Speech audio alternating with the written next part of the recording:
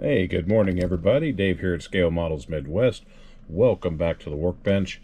It has been slow going here on the group build that I'm doing for Jason Hanscom over at Blue Ox Model Shop. This is going on through the end of the year, so I wanted to take my time on this one. Just as a review, this is the 64 Malibu SS from AMT. It's a Craftsman series that I'm doing up as a street machine build from a car that was in Hot Rod magazine, this being the magazine right here. And like I said, it's been slow going, most because of work commitments, but I was going to kind of show you what I got going on here. I've got the chassis mocked up and kind of go over a couple of items that I've got looking at this. So let's go on ahead and get started.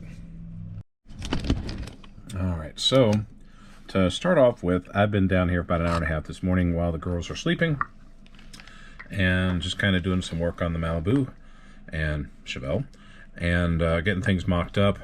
As you can see, I have a roll cage in there, although the angle of the forward braces are not in line with the A-pillar, so I've got to figure out a way to adjust that or find another roll cage. I had an old, literally, this was a, I think a Ricky Smith 84 T-Bird or a Glidden T-Bird that I have just been scavenging parts off of, namely the roll cage. That's what's in here right now, and I'm going to be adjusting it. I'd like to use the main items on here. I think I'm going to have to cut the front angle bars and extend the top hoop and then just kind of reconfigure that, unless someone's got another idea for a roll cage for the 64 Malibu. The 66 Chevy Nova Pro Street, of which I've got the chassis from, does not have a roll cage, so unfortunately I don't have anything there. So this is going to be a lot more scratch building than I had expected, but still, it's fun to push your boundaries. As you can see, I've done some sanding here. I had some scribe marks that I had with my Tamiya blade, but I went on ahead and filled them and sanded them. I actually gouged one too right there, as you can see, but again, I have that fixed. I do have the trunk lid open. Some people suggested going ahead and do it, and you know what? I don't regret doing it. The trunk lid for the 64 and 65 Malibus and Chevelles actually goes all the way down, so you have to be real careful about this bumper part here. When I put the bumper in, it straightens itself out, but you have to go all the way down because even the rear panel has to be part of the trunk lid. And again, researching your information will get that. As you notice here, I do have an opening trunk lid, just the basic, you know, wire and some tubing, and I also have a little bit of the trunk lid definition. I went and I researched that. I've got that on the web, one of my pictures there. I'm going to put one more layer on that before I'm satisfied, and I'll prime it. These are really thin sheets of plastic. These are the evergreen plastic. You can get your local hobby shop. I did at least 2 layers there. I don't have a third layer, like I said, before I'm done. But again, I've got that hinged, and as you can see, it shows the interior of the trunk, which I have put a panel on because that's going to be painted chrome silver. Along with the wheel tubs, I will have some red bracing that ties into the roll cage. For the back, I think I'm going to take the batteries from the T-Bird, wire them up in the back, and then I'll put a fuel cell here in the middle, and who knows, I might use all of that, but I'm going to check Iceman Collections and see if he's got some newer stuff. Wouldn't mind finding some Optima batteries. I think I've actually got a couple in my stash, but that looks pretty cool. And underneath, I'll have, I think, a fuel pump from here and go from there. I'm using this chassis, of course. There's a GM trademark. I went on ahead and sanded that off. I'm going to go on ahead now and take this apart and show you what it looks like underneath. Again, I am using the roll bar hoop, most of the cage from the 84 T-Bird, You see that? I have to figure out something here on the bulkhead because the roll cage sits at an angle, a severe angle. So I'm going to pull this out here and show you. Okay, there we go. So I did cut some parts down here, and then I did cut the hoop off the front when I noticed that, you know, I'm going to have to tinker with this a bit.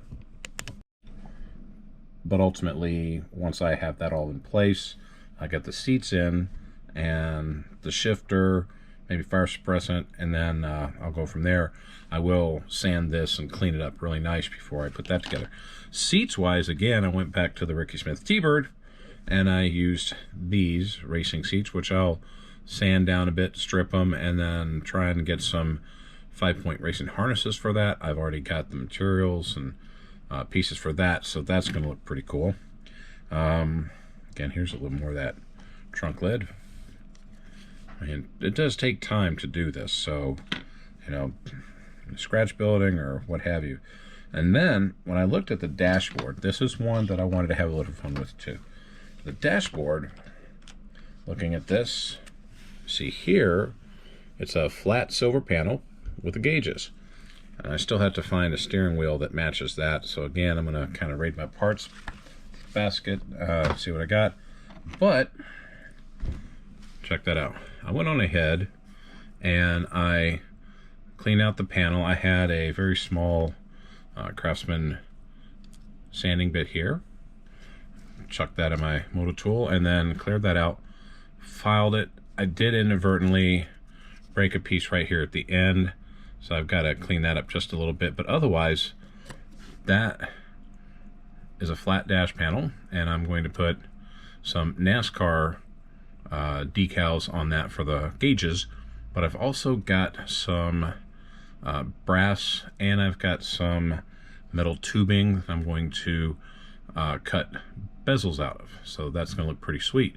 So again, it's just one of those little things that will help gussy up the interior.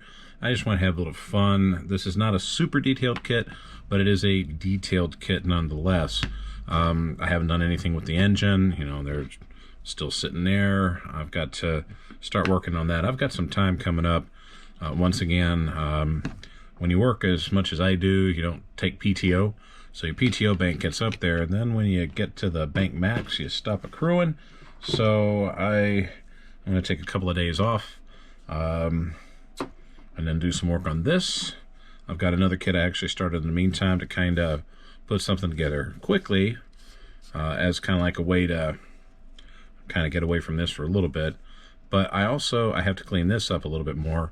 If you see, the trunk lid sits down on top of, again, thin plastic bracing. I've got to clean that up a bit.